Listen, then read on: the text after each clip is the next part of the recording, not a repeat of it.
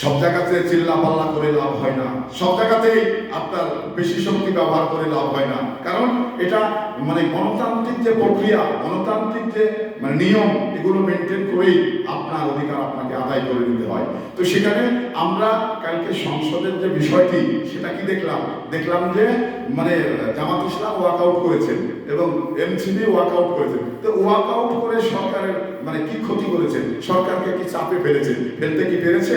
না, ফেলতে পারেননি। কারণ এই কারণেই পারেননি, সরকার হলো, বিরোধী দল হলো ফের মারা বাটখারা। কারণ এদিকে দিলেও সমান, ওদিকে দিলেও সমান। এটা কিন্তু বাংলাদেশের মানুষ, এই যে পার্লামেন্ট হয়েছে, সেই পার্লামেন্টে যে বিরোধী দল যারা রয়েছে তাদের যে কতটুকু কাজ, তাদের যে দাবিটা কতটুকু সরকার মানবে, এটা কিন্তু বাংলাদেশের মানুষ বুঝতে পেরেছে।